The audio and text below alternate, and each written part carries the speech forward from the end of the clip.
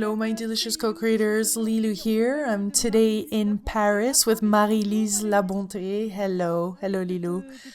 Great seeing you in person. We have done several interviews over Skype, and now we're in Paris. Amazing city. You spend a lot of time on the islands in the Caribbean, don't you? Yes, I do. I live on the Dominican Republic, but I also spend some time in Paris. Go back and forth. I love it. Amazing energy. Wonderful book. I'm really excited to speak of your latest book, the one that is coming out in French in March, The Doors of the Heart. I find it really important to speak of this more than an organ, and we're really going to speak of the intelligence of the heart. Yes, the heart is a center, an energy center. It's not just it's important for the human being. It speaks of this intelligence and this consciousness that is needed for the evolution of the planet to recenter in the sharing, the vibration of consciousness, and also we're going to talk of the healing of the heart, because we can really share amazing psychic abilities, but also survive and live on another level when our heart is part of our life. Our communication with others would suffer otherwise. So the heart, this book, it speaks of different aspects of this intelligence of the heart. Can you speak of what is the closed heart versus an open heart? A closed heart is a heart that has a lot of resentment and something that is inside of us deeply, and that we like kind of treasure it. And this shuts down dimensions of our heart. For example, I could love you, but also have resentment, envy or jealousy towards others. But for the heart, it doesn't work that way. Even for our soul and consciousness and psyche, we need to love fully. That's what we're asked for to do right now on the planet, to not hold back, to not hold some of these doors closed and some others fully open. This is an illusion, because really the heart breathes like any organ and any vibration with open doors. Imagine we're in a door and you invite a lot of people inside this home, and we keep some doors closed to protect from some things, but some others we would fully open. But as you can see, it's not really right in this consciousness of love. We speak of vulnerability, authenticity, the non-separation, to bring others towards ourselves, to go towards others. This would be too simplistic to say that. We, of course, can have hidden gardens and secrets and intimacy for ourselves, but this is different. This is different than to maintain hatred for another person and to punish them. So to have an open heart, it's to be responsible for the love that we can share, for the love that we have for our life, for our past. Yes, there are always things that we can suffer from, but if we stay centered and focused on our wombs, then we would lose our capacity to live fully in love. So what I invite people to do, I invite to become conscious of our lives as souls incarnated here on earth, and be responsible for the life that we have chosen to live with our past, our present, and what we can create in the future. We're speaking of souls, so there is a spiritual dimension to the opening of the heart. It's not possible otherwise. What I mean is that in the human body as a temple of the soul. There are 3 levels of consciousness. There's the rooting, there's the heart that wants to share, and the consciousness, our capacity to connect to something much bigger than the small me, the ego. So there's something much bigger inside of us and around us, and in love we are invited to open fully to something much bigger. In our capacity to love, we can always stay in our positions, and I'm gonna love one person a little bit and another one much, much more. But love is a big apprenticeship. Love brings us to places where we thought we couldn't live anymore because we were hurt. So I want to invite people to leave these places where we were hurt. So we're speaking here of sharing, but also receiving, right? Yes, the sharing is possible when we give of ourselves, but first to others, but to ourselves. And we need to be able to receive. To receive the other, we need to be able to know the emptiness. We need to be able to deal with our old wounds. And because until we are living those wounds, then there's not enough room to receive this love.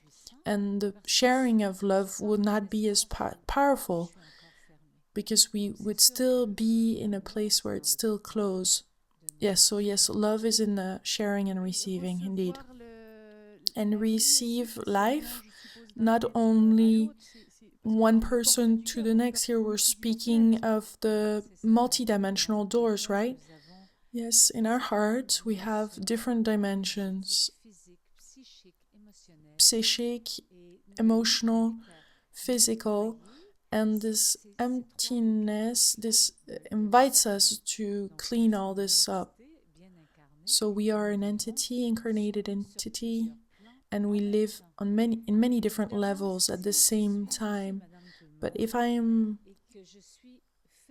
a person, a regular person, closed in a womb, for example, we've lost a loved one, and if we disconnect from life because of that, then we don't salute life anymore, and life is about sharing.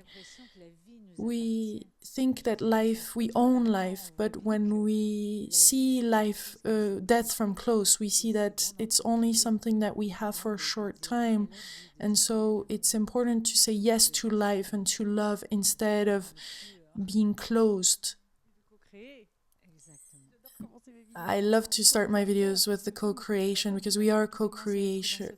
We are co-creators in this dance of life, yes.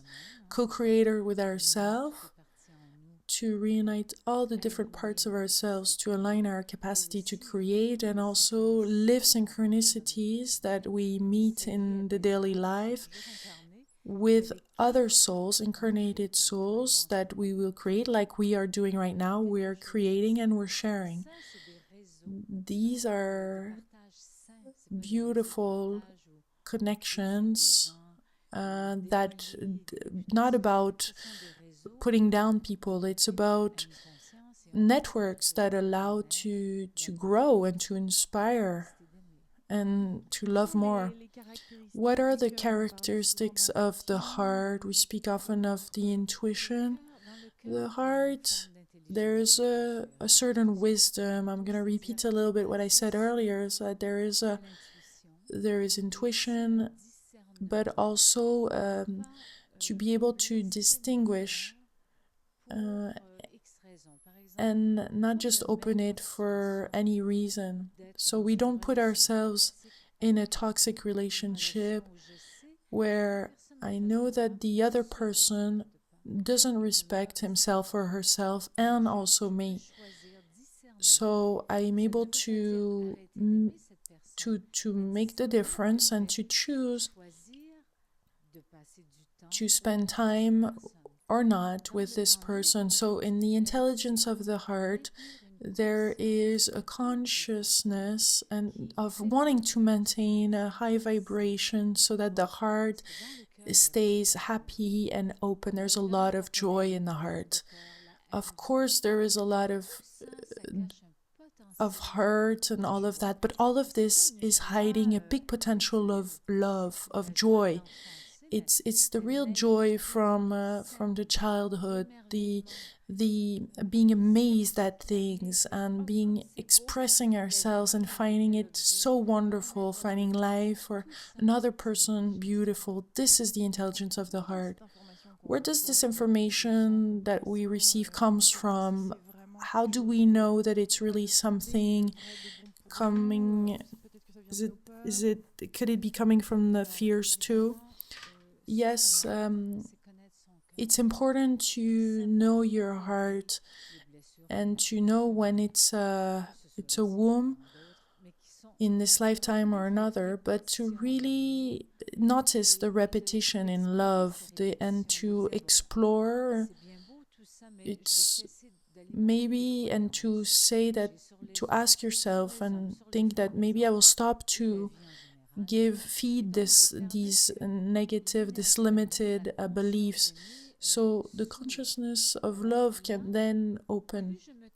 The more I will know myself, the more I will be able to know if it's an intuition or if it's coming from something that I know, or it's coming from the old good fears, not to want to love, to be heard again. So do I really want to live behind this fear and live halfway? So the heart, the body, if holding back, then dries up. It's not a mistake. If we're having this body and the temple needs the flowers, the joy, the pleasure, the wind blowing. What does the soul wants in this incarnation? What I've observed is that the soul wants to express itself, manifest, to accomplish what they were here to come for. There is a dimension. I could use the word mission, but it can be scary for some people. But it's like a mantra, a very personal one that is also transpersonal, and we want to the ego let the soul express itself, for our soul to take the whole full room in our body. And there's some little techniques in waking up, when we wake up in the morning. Yes, breathing, meditation, and taking the time to thank life. The gratitude is not something that comes naturally when our heart is closed. It is a practice. Of course, gratitude is a natural thing. It's the joy. But if we were hurt in the past, we forgot to be grateful. So every morning, thank life, thank people around you, thank what is. And of course, it could be bigger, better. But what is the most important? It's to feel good.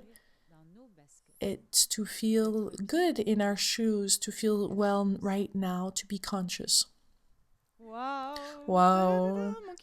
My heart is opening. I love it. I really love this, to see how fast the heart wants to open and how much we can hold it sometimes back. Yes, that's why all of a sudden some people are think they have a heart attack or some problems with their heart, because once the energy of the heart starts flowing like a kid, then you really go and you open your arms. And when you were little, maybe some person said around you to close, but when we're adults, the heart wants to open. The arms and the shoulders want to open up. All of that is an opening.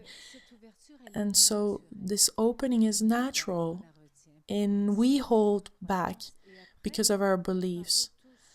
And because of auto-suggestions, to not look too spontaneous or free, because otherwise other people will think that.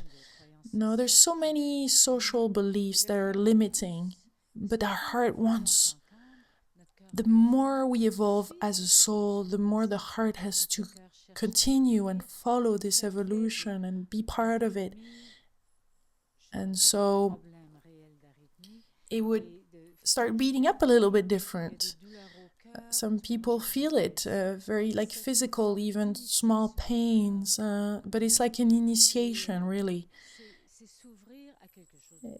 It's really all about opening up to something much bigger than ourselves. Our heart is a consciousness within us that wants to open. So when it's there, you can always be relaxed and start breathing and to open up physically even, and therefore, and little by little, it will really open. The ego wants to fight. Before the heart opens, the ego is really there. No, it's not possible. Something bad. We're going to find something negative. Yes, the ego is fearful of being hurt again. But if we continue to live these wounds, then we would continue to live the same thing. So it's really important to meet with these wounds, to meet with these fears.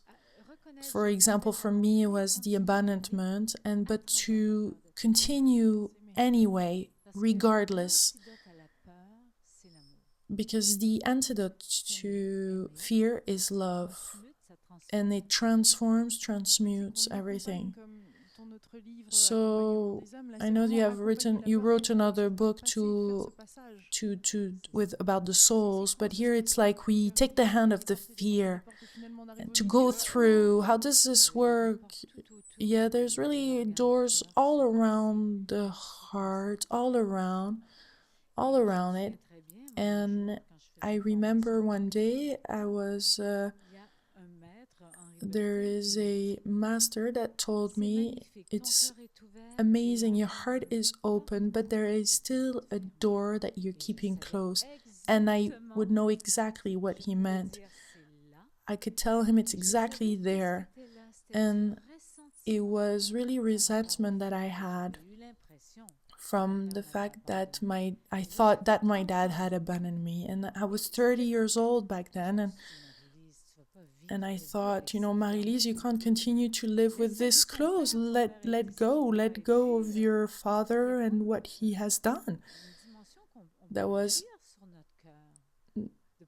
There is something that we can do. We don't have to wait for the others to do it, to save our heart.